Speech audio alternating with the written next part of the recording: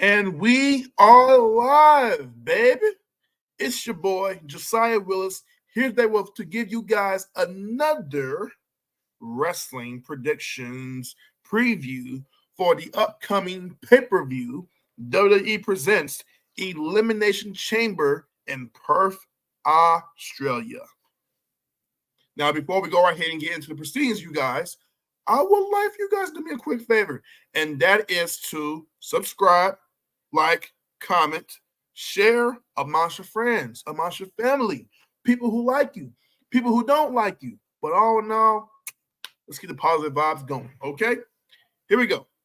So before we go right ahead and get into the festivities, I want to make mention of this. There was a canceled match that was supposed to happen at this year's Chamber with Brock Lesnar going against Rey Mysterio's son, or I'll just say the guy from the Judgment Day, Dirty Dominic Mysterio. However, due to the Vince McMahon allegations, the match was pulled and canceled. That also resulted in Brock Lesnar's spot getting, taken from the Royal Rumble match of the previous pay-per-view. I'll say a month ago, the last month's pay-per-view, basically, at the Royal Rumble, where Brock was supposed to be in the Royal Rumble match at the end of the day, and that was the whole entire feud happening. But Braun Breaker ended up taking his spot. Braun Breaker succeeded and exceeded expectations, did a great job in that Royal Rumble. So I'll say that. As you can see, by the way, too, this is me, just only me. No BZ today, no Rail, no Ab. Love those guys, though. In my heart. Even my cousin Armani, who I also try to reach out to, he has declined. Nah, he has not declined. Things came into plan. Some things didn't go as according to plan. So now it's just me doing this by myself. But at the end of the day, I hope to be as enjoyable and entertaining as I can be alone. So here we go. Let's get into the first match. While I will mention, though, all the while I will mention, though, that my cousin Armani has given his predictions as to what he feels should be the winner for each match. And I will highlight that throughout these 4 matches that we have here. Some argue, why not more? I think WWE is doing a whole lot with just having enough. And 4, I think, is about enough that anyone can get right now. It don't necessarily need to be these overly long matches. Though you could make a case for the women's tag team match could have been here. Maybe a U.S. title match, an Intercontinental title match, happening. I think Gunther can come towards the States. Sorry, not come towards Australia due to some visa issues. I forget what the reason was. But, yeah, Gunther cannot come to the Chamber. That's why he's not going to be at this event, unfortunately. But, yeah, and I think The Rock may have teased being here. I do know we're going to get Grayson Waller's his TV show, not his TV show, his wrestling style, show that wrestlers typically have when they promoting wrestlers. The Grayson Waller effect, he will be hosting Cody Rhodes and Seth Rollins. Seth freaking Rollins. Whoa. And Mr. I need to finish my story, Cody Rhodes. And for all the Cody crybabies out there, yes, I'm calling you out, Cody crybabies, Cody crybabies. Listen here, okay? We got what you got. You got what you got for this year's Mania. I will say, at the time The Rock was receiving a backlash, I said to myself, this is insane. This is crazy. This shows how fickle and hypocritical wrestling fans can be at times. With all due respect, I will say this at the end of the day. I am not trying to be a Dave Nancy or, talk about how I felt about that. Though I will say what I felt was completely uncalled for was the fact that Rock got hit with death threats, him and his daughter included. That's no-no. If you are saying those things, you need prayer, brother. You need prayer, sister, because it's not that serious. It's professional wrestling. It's a business. They are out to make some money. And not only that, they're providing you entertainment, risking their bodies, their lives, for you to realize that what they're doing is so that you can take this all in with pleasure and enjoy it, watching it on your television screen. Not to mention WWE is doing some big business. They're doing some big business, even though AEW is doing it too. By the way, we'll review, we'll give a predictions video for AEW Revolution coming up, and I will also give you guys a full review of that show. So stay tuned. But yeah, like they're doing some big business. Netflix deal coming in January 2025. They're doing some great stuff. They're going to be going to Germany sometime this year. They'll be in Canada for Money in Bank. So, we got to highlight the positives and be able to say we're appreciative for once because, one, we don't have the company being run by Mr. McMahon no more, which is a positive and a good thing. And no, it's not me trying to be like, oh, I'm against Mr. McMahon or I hate the guy. No. I don't know if what is said about him through those allegations are also to be true. And if they are, yeah, it's about time that, he gets his comeuppance and the fact that he has to stay away because right about now he's causing WWE to have a black eye. So we can't have that, for this company that is doing big numbers, big business moves, big country settings taking place in upcoming pay-per-views. So we got to be very mindful of what we say online. So Twitter, y'all need to chill. Y'all need to really, really chill on that regard. But anyways, let's get towards this whole entire match card. It's 4 matches, like I mentioned before. I'm going to give you what my cousin said, and I'm going to give you what I feel ultimately. All right. First match we have is the Judgment Day. The team of Finn Balor and Damian Priest going against the New Catch Republic, their new name. Not mad at the tag team name, actually. It's actually pretty, it's solid. I like it. The team of Pete Dunne, the Bruiserweight, and Tyler Bate, the big, strong boy. Great tag team. I love British strong style. I love what they're doing with Finn and Damian. I love what they're doing with him having that Money Break briefcase because you never know. He can catch that M on Roman, Cody, Seth, or even Drew. So the possibility is still there. And for those that don't know, Damian Priest's contract for the Money in the Bank briefcase does not expire until July of this year. So he still has that contract for a while now. Anyways, who do we got for this match? Me personally, I will say I believe the Judgment Day is going to win and pull out, wherever they can. I think it will be a great competitive match. I think it will be very entertaining. Is it match of the year candidate? I don't know. It's too early to really say. But I will say this is going to definitely exceed expectations. And when you go back and watch this pay-per-view, I think people look back on this match and go, oh, it's super underrated. All that, these are NXT, homegrown stars who came into the main roster achieving brighter success as time went on. So that's all I can say about this one. Do I see Pete Dunne and Tyler Bate become champions eventually? Yes. But for right now, no. So I will say Finn Balor and Damian Priest will retain the undisputed WWE Tag Team Championship here at this event. My cousin, Armani, does agree with this. You know what I mean? So we on one accord with that one. I likes it. I likes it a lot. All right, moving on to number 2. We have Becky Lynch versus Bianca Belair versus Liv Morgan versus Tiffany Stratton versus Naomi versus Raquel Rodriguez in the Elimination Chamber match for a Women's World Championship match against Rhea Ripley at WrestleMania 40. Who do we see coming out the victor? I want it to be Becky. I would not be upset if they go and say Bianca Belair, the EST of WWE, because she's the roughest, the toughest, the quickest, the best, all this other stuff. I can't say the rest of it. I messed it up. I know I butchered. I apologize. By the way, shout out to her and Montez Ford. I love and WWE on Hulu. Great show. They're killing it. All the flowers. Liv doesn't have a great backstory with Rhea Ripley.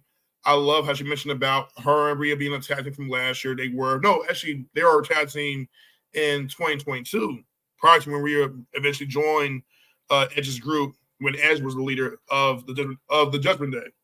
So, yeah, I think Liv is definitely gonna do her thing here at this chamber. Will she get revenge on Rhea? I say later in due time. Probably not at the moment. Tiffany Stratton, young upstart, comes from NXT, very, very good in the ring. I'm not the biggest fan of her character, but I get it. I get why she is the way she is. I get why you look at her and you go, yeah, she's the type of Mean Girls character that we kind of like see. I understand. It's just at times it can be a bit much, but I will say, and her in-ring skills, her performance when it comes down to it, she goes. She can go, and I cannot wait to see how her career will continuously get better as time goes on within the WWE realm as the years progresses. Naomi, the returning WWE superstar. Naomi, one of the most underrated, one of the most gifted talents WWE has all around. This woman went from being part of SCW to an NXT rookie to a Funkadactyl to the team BAD, and then eventually she went ahead and carved out her own niche and found her glow. And then at some point, without trying to mention about what led to her release, I will say that for her talent, for her creativity, she needed to definitely get to a point where she could feel a lot better. And if there was going to be some, I guess you could say, improvements to how she felt in her last relationship within the WWE realm, I think that has definitely gotten better. Of course, once again, we got a new guy at the helm, is Hunter, CEO or COO, and he's under creative. So, he has a huge hand with that. And I'm sure he had a huge hand in bringing Naomi back. So if it was Torres Hunter, kudos to him. Kudos to Nick Khan for bringing her back to the WWE promotion. She's been killing it lately. I got to get used to her new theme song. I will say that. SmackDown definitely turned up a bit. And I was like, all right. But I get it. And then we have the recently returned herself, Raquel Rodriguez. Okay. So Raquel Rodriguez, for those that don't know, if you go on her social media or her Instagram, Raquel was going through I don't know if it was a skin disorder or she had something to do with her skin. It was something messing up her skin. It was like very reddish, and it caused such a big like rash over throughout her body. And she had, be out for months and privately seeking out, help medically from doctors. And to be clear, so she definitely was going through a lot, and all that happened to her body physically weighed on her soul, mentally that it really got towards her low point. But as she recovered, she started thinking about, the process and how long it took and how bittersweet it was to see her come back. Because I remember when she came back on Raw, the crowd was really behind Raquel. That was awesome to see the crowd really get behind her and cheer for her. I love Raquel Rodriguez. I just really wish that WWE can present her with a newer edge. I want to see something different with Raquel. I'm not saying she hasn't turned a heel. I know people say turn heel. But for me, I think she just needs another layer to her character that will, if she's still being planned to be a sought-out babyface, we need that. She needs a necessary struggle to where fans can really get behind her, or she needs something that can resonate with fans deeper. I'll say about that. You know what I mean? So I don't want to see her do bad. I wish her all the best and well wishes. And I'm glad that she's back doing what she loves. And yeah, her career is going to do well. And this is the thing too. A lot of fans, a lot of people have been really coming down to WWE about their women's division. I'm like, the women's division is actually pretty strong. They just need to be booked better. I think they need more storylines. They definitely need more title belts. I know people don't like a lot of titles in WWE or in pro wrestling. I get it. But at the same time, why not? You have enough women as it is. And I don't want to see the women just keep on floundering around from Raw, SmackDown without having to fight for something. They need something to fight for. If they're going to give them those storylines, give them something to fight for, and that can potentially lead to better storylines coming out for them and getting them a whole lot more over, which in turn gets the fans to care about them. So I digress. But yes. Okay. Who do I see winning this match? Based off of the teases, based off them never facing each other, based off of the killer promos they have had with one another, especially with that promo that they had in the ring together on, I want to say this Monday Night Raw that happened about, 4-5 months ago? I loved it, by the way.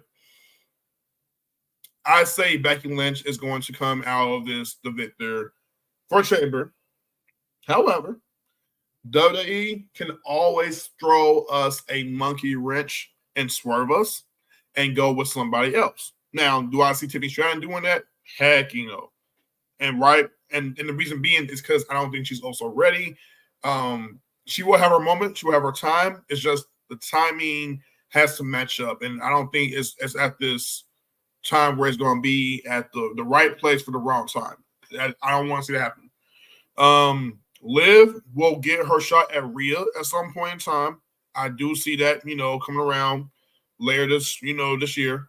Raquel and Rhea can always go back and forth. For right about now, I don't think Raquel is as hugely over. So once she gets to that hugely over status, I think that's when it's time to pull a trigger. Naomi just came back. We still need to do some more seasoning when it comes to, making sure that she remains a mainstay on the women's division. Bianca Belair to me will be a surprise guest. I will definitely buy into Bianca winning this match because there is history between her and Rhea stemming back from their NXT days where they had some killer matches. Love their chemistry as well. Bianca was the one to eliminate Rhea Ripley. Fun fact, when she won the first Royal Rumble in her career back in 2021. So why would that not all come full circle this year in 2024? But besides all that, I see Becky Lynch coming out of this winning the Chamber. So that's my pick. My cousin feels Liv Morgan or Raquel Rodriguez. His reasoning being is that it will be different, which I can agree to an extent. All right. Excuse me. All right. The third match we got is Drew McIntyre versus Randy Orton versus Bobby Lashley. Bobby who? Bobby Lashley. LA Knight versus Kevin Owens versus the Maverick, the controversial megastar, social media star, boxer, celebrity, Logan Paul. This will be the man's Elimination Chamber match for a World Heavyweight Championship match against Seth freaking Rollins at WrestleMania 40. By the way, put in the comments below who you think should win, who you feel should win at all costs, and why. Let me know as to why. I don't care if you also agree with me. If you don't agree with me, it's fine. It's all love at the end of the day. No shade. All right. So for this match, instead of me weighing out the pros and cons for each individual, I'm going to just say it right now. I see Drew McIntyre coming out this as the winner. My cousin also agrees. My cousin Armani agrees. So Drew McIntyre, I see winning. If they want to throw us, once again, a surprise, I will say Randy Orton. And why not? It will come, once again, full circle, considering the fact that Seth Rollins and Randy Orton had a match back in 2015 at WrestleMania 31, where Randy Orton did that crazy RKO after Seth Rollins just nipped up with his foot off of his neck, and it led to by far one of the craziest spots at Mania. That was insane, low key. it was insane. So yeah, I won't be mad if they go with Randy. I can't see Bobby. I think Bobby still is put with that storyline with Killer Cross. He ain't Killer Cross no more. This is WWE carrying Cross with the AOP and it's going to be him and Street Profits, which I think they're called the Pride. And what's the name of the Karrion Kross's new group? Oh, I know what's the okay. Hold on, right quick, you guys. I need to look this up. Karrion Kross new group with the AOP. What's it called as far as that stable? The Final Testament. That's right, the Final Testament. By the way, I love the title of their name, the Final Testament. That's fire. I hope that Karrion Kross, at some point gets to the point where he gets over enough to where he can eventually win a world title. I would like to see him do, extremely well in the WWE. So once again, let's hope for the best. LA Knight. LA Knight, with all due respect, you guys, I feel like he's still on his rise. He has yet to reach towards the pinnacle of what I believe he looks to achieve. I think for right now, LA Knight and Logan Paul are set up for a match with one another. If not that, you set up LA Knight versus AJ Styles, where AJ Styles might interfere in this match. I don't know. We'll have to wait and see. But for me, I don't see LA Knight winning this. Nor do I see Kevin Owens winning this. They can always do. What if they did a fail? I know people are going to go mad about these different matches, but just hear me out. What if they did a fail four-way with LA Knight, Kevin Owens, Logan Paul, and AJ Styles for the WWE United States Championship at WrestleMania 40? Just saying. I'm just saying. I would not be mad at that. And by the way, I think that match will be a banger. Oh, it will be a banger of a match. As to who will win, I don't know. But that'll make it all the more fun, in my personal opinion. Just saying. But no, I don't see that really happening. I'm just saying that could be whatever WWE wants to take it, and if they want to go into that direction, they could. I don't know. So, but no, I don't see that match happening. Even though it'd be fun, it's fancy booking. Kevin Owens, I don't know where he falls into WrestleMania this year, but he gotta have a spot. He gotta be on a card somehow, some way. I just don't know what they have planned for him. I don't know if WWE wants to push Kevin right now, but he can be pushed at any given time. It's just a matter of when. So I'll say that. Logan Paul will be another surprising factor. If Logan Paul was to win this, instead of me saying it will come full circle, it would definitely be. It would be like a Charlotte Flair versus Rhea Ripley situation where Rhea faced Charlotte back in 2019. Yeah, WrestleMania 36, right? Or was it 2020? I think it was 2020. Anyways, you have Rhea versus Charlotte. Of course, Rhea being so, overly eager and naive, Charlotte Flair was able to capitalize on that and beat Rhea at her own game and beat her for her title, the title that she already had won back in the old or the previous NXT iteration. Logan Paul faced Seth Rollins last year. Seth Rollins was able to beat him, but then now Seth Rollins is coming to Mania this year, not 100% fully. Logan Paul could capitalize on that. And I think if Logan Paul wants to go about it and become a double champion, which, by the way, fans would hate this. The fans would hate this. Logan Paul go against Seth Rollins at WrestleMania this year and the 40th annual, Mania. He beat Seth Rollins for the belt. Backlash on Twitter. I can see it now. People would be madly upset. It would hit them in the gut, bro. People would be so mad about Logan Paul winning this belt, this U.S. title belt for one, and then going to beat Seth Rollins for the World Heavyweight title. Yeah, that would be rough. I'm not going to lie. Will I enjoy it? I'm kind of mixed on it. On one hand, I can see what people are saying about this. On the other hand, Seth Rollins' world title hasn't been quickly established as a belt for right now that has a lot of history behind it. So if Logan Paul was to win it, I wouldn't necessarily be mad about it, but at the same time, I feel like it would be a bit too soon. Very, very too soon. And for right about now, no.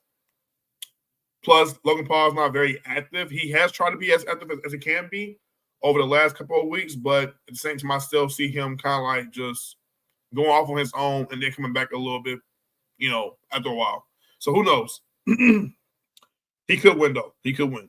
Randy Orton could also win. But ultimately, my pick to win the Chamber this year is Drew, the Scottish psychopath, McIntyre, the one who's been burying CM Punk, the one who's been wearing CM Punk's shirt, the one who has decided that he's going to talk about his biceps and play Meek Mill's Dreams Nightmares and work out at the gym. Oh, no, it's not biceps. It was the triceps. Yep, triceps. This man has become a savage, bro. And that promo where he told Punk, I prayed for it. Oh, come on, Drew. That's just one. That's one of the dopest heelish lines I've ever heard in professional wrestling history, bro. Like in WWE history as well. Like that is, bro. That is just so bad to say to someone who just got injured. Like you caused this, you pray for it, you pray that he would. Wow. Yeah. I don't know how you guys felt about it. Did you love it? Did you hate it? Once again, leave in the comment section below how you all feel about it. Seriously. All righty. Last but not least, we have Rhea Ripley versus Nia Jax. By the way, this is in Rhea Ripley's hometown of Australia. So I'm sure she's very, very happy. I hope she don't get emotional. No, I'm playing. She can get emotional. She can. She's mommy at the end of the day. Like, come on. We love Rhea. By the way, Rhea Ripley, call me, please. No, I can't do that. Nah, she got engaged recently. So. Oh, I'm sorry. But hey, a dreamer can dream, can he? Anyways, so Rhea Ripley versus Nia Jax. I believe and I hope and pray to God that this match is indeed the main event of this year's Chamber. It has to be the main event. It has to be. If they're not main eventing, I don't know why would you put Rhea in this pay-per-view to begin with. They have to main event this year. We don't have, Roman performing here. We don't have Seth performing. Of course, if Seth hang on her, he probably will perform here, but still. We have Rhea Ripley here. And Rhea Ripley is big. She's money. She's on a promotional poster here, as you can see. So they have to capitalize and put her in this main event. You know what I'm saying? Set out the big stage. Let it be known that she's a standard bearer, that she is not only just, a star. Her aura is written all over about Rhea Ripley. She's doing a great job. She's killing it. By the way, fun fact, you guys, right quick. This will be Randy Orton's 9th Chamber match to be at here at Chamber. Anyways, with that being said, also another fun fact about Rhea, I think, if it's not mentioned right now, was there? I could have sworn there's another fun fact I had picked up on earlier today. Like I forget. Maybe it was just Randy. Yeah, I think it was just Randy. Okay. Anyways, moving on. If there's another fun fact about this Chamber, let me know. Any comments? I probably forgot about it. If I have, yeah, let me know. Anyways, I blanked out right now, or just now. My mind is going into a million different directions. Sorry. Nia Jax. I don't know if WWE realizes this, or even the fans realize this, but she's been booked her best since coming back from last year. I know a lot of people are not fans of her. They wanted her out. They can't stand Nia. They can't, get behind Nia. I understand and I get it. However, Nia Jax, the woman behind her character, has done a phenomenal job since coming back to WWE. She does play a lingering threat. Once again, they can always swerve us and give us a different direction. Who I see ultimately wins this match, by the way, Rhea Ripley for sure. But if WWE wants to,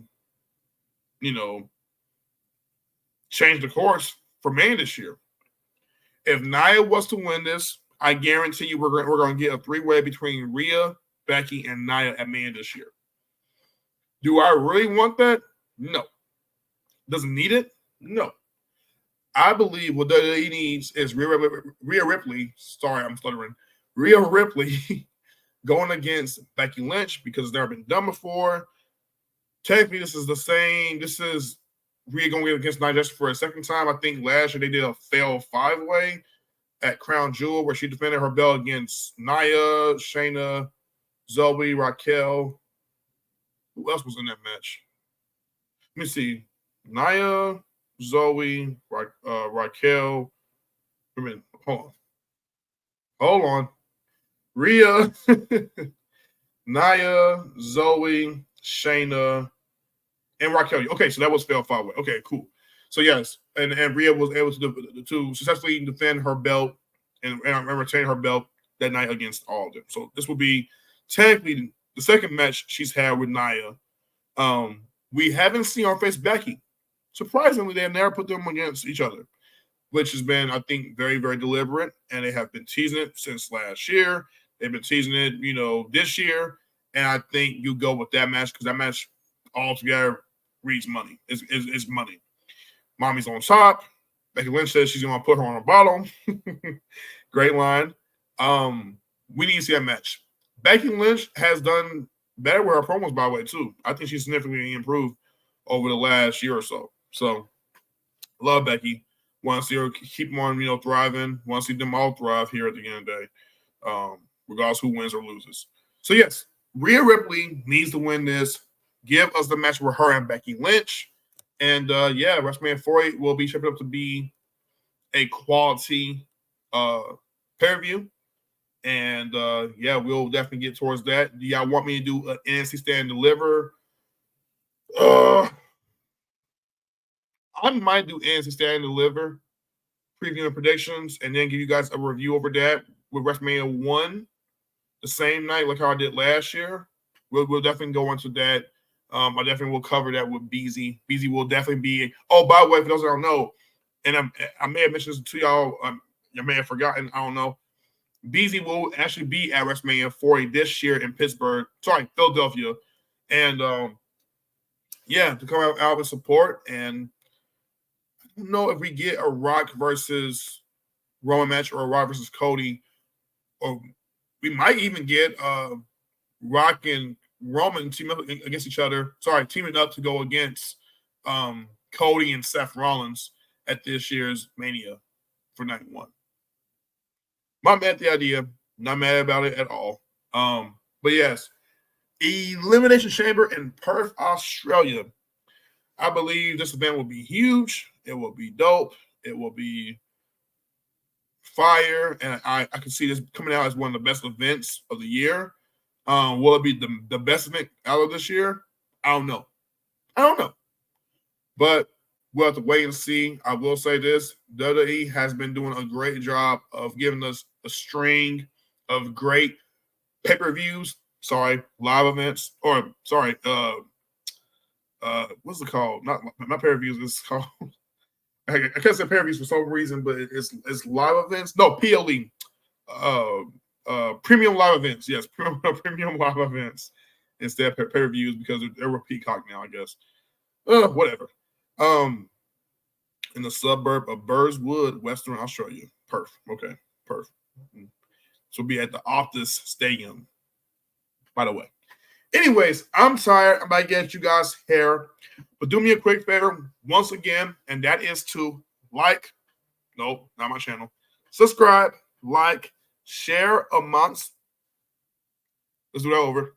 Subscribe, comment, share amongst your friends, amongst your family, people who like you, people who don't like you. Okay? It's all good. Be positive, not negative. All right? And let's enjoy this pay-per-view that's going to come around in the morning. Drink some coffee. Stay up as much as you can. Eat something. Just do it wherever you can.